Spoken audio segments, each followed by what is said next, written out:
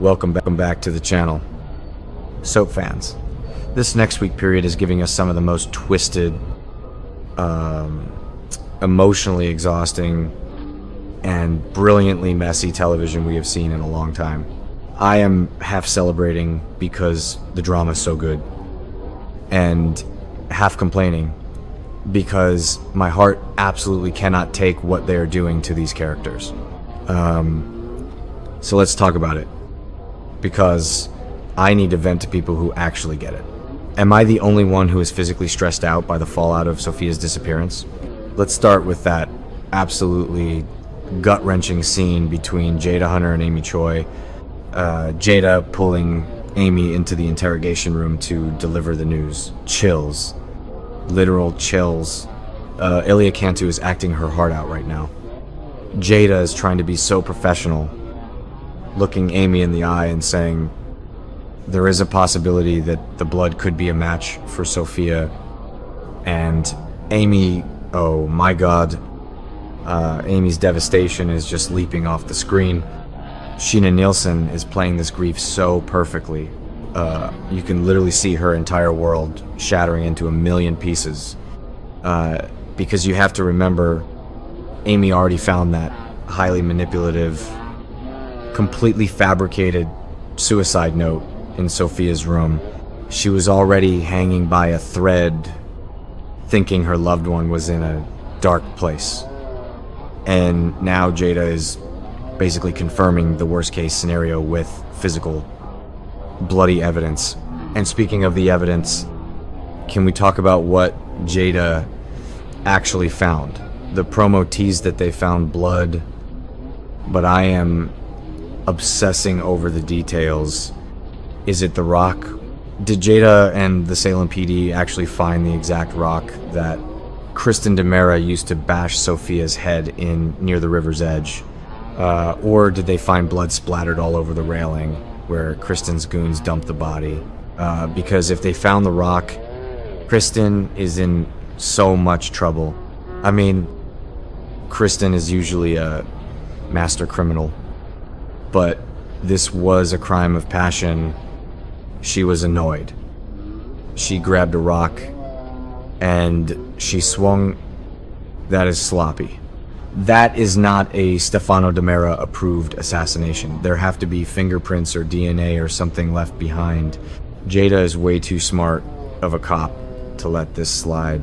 But wait, I'm getting ahead of myself.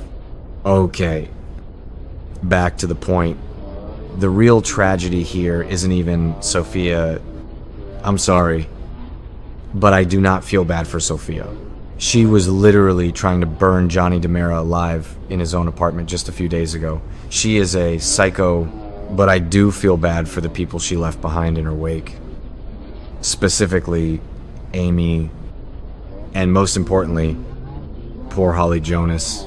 Because while Amy is dealing with the police, Holly is completely spiraling into a dark, devastating depression, and it is honestly so hard to watch. Holly, Date, and Ariana hearing the news about the bloody evidence is going to be one of those classic heartbreaking soap moments. And just picture it, these three teenagers who have already been through so much ridiculous drama this year, suddenly getting hit with the reality of a brutal death. And Holly, my heart breaks for this girl. She is carrying the weight of the world on her shoulders right now, because we all know what was in that fake suicide note. Sophia explicitly, deliberately, and maliciously blamed Holly for her death. Sophia set up fake cyberbullying accounts to bully herself, just so she could frame Holly and ruin her life before running off to Paris. It was pure evil. So now, Holly genuinely believes that her harsh words and her actions pushed her former best friend to commit suicide. She is completely consumed by crushing guilt. She wished Sophia dead. And now Sophia is actually dead, or so they think. Well, we know she's dead. But you know what I mean. Holly thinks she caused it. I cannot handle the injustice of this. Why does Holly always have to suffer? It reminds me of all the times her mother, Nicole Walker, was manipulated into feeling guilty for things she didn't even do. It is like generational trauma at this point. The writers just love to torture the women in this family, and I am honestly kind of sick of it. But also, I can't look away and Tate Sweet, oblivious Tate Black. He was just sitting there encouraging Holly, trying to be the good boyfriend, completely unaware that Sophia had literally set a massive trap to destroy their lives. Tate has been trying so hard to keep Holly grounded, but how is he supposed to fix this? He can't. You can't just hug away the guilt of thinking you caused someone's suicide. Tate is going to have to watch the girl he loves completely fall apart, and he is going to feel utterly helpless. I know some people are loving this teen angst, but personally, I need them to catch a break. Then there's Ariana. Ari is already dealing with her own messy life, getting rejected by Liam and having her mother Gabi threaten him. And now she is pulled right into the middle of a murder mystery tragedy. Orisho, Hernandez, and Horton. She is no stranger to drama. But this is heavy stuff. Watching Ari and Tate try to support Holly while she hyperventilates over this bloody evidence is going to be incredibly intense. I just hope Ari can use some of that Gabi Hernandez sharpness to realize that something about this whole setup doesn't make sense. Someone needs to put the pieces together, because the irony of this entire situation is just screaming at us. Sophia's grand master plan was to fake her own death, frame Holly, and escape. But her own hubris, her absolute arrogance in thinking she could play games with Kristen Dimera, is what actually got her killed. Kristen derailed the plan by murdering her for real. So Holly is taking the psychological hit for a crime that Kristen committed. It is so twisted. It is peak Days of Our Lives. Honestly, remember when they tried this kind of mistaken guilt storyline years ago? Yeah.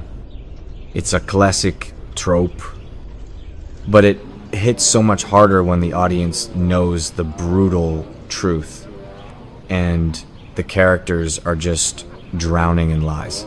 I am just dreading the next few weeks of watching Holly torture herself. She is going to replay every single harsh word she ever said to Sophia. She is going to think about how she wished she would just disappear. And the guilt is going to eat her alive. Is she going to confess to something she didn't do? Is she going to push Tate away because she thinks she doesn't deserve to be happy? I swear. If they make Holly go to Bayview over this, I am going to riot. She does not belong in a psychiatric facility just because Kristen Dimera is a homicidal maniac who doesn't know how to control her temper. But here is my prediction, and I am really hoping I am right about this. Jada Hunter is not going to just close this case and rule it a suicide. Jada is a top-tier detective. She is going to look at that bloody evidence. She is going to look at the timeline, and she's going to realize that things do not add up. Plus, Brady Black is working as a private investigator now, and he is helping Amy look for Sophia. Brady knows how Kristen operates better than anyone in Salem. If Brady and Jada team up, they are going to find the gaping holes in Kristen's sloppy cover-up. They have to, and let's not forget that Kristen is currently losing her absolute mind in the Dimera mansion. She is having terrifying, bloody hallucinations of Sophia taunting her The guilt, or maybe just the paranoia of getting caught, is cracking her psyche. So while Holly is breaking down from fake guilt, Kristen is breaking down from actual literal murder guilt. It is this brilliant, twisted parallel that I am honestly kind of obsessed with. I hate Kristen for what she did to Holly's mental state, but I love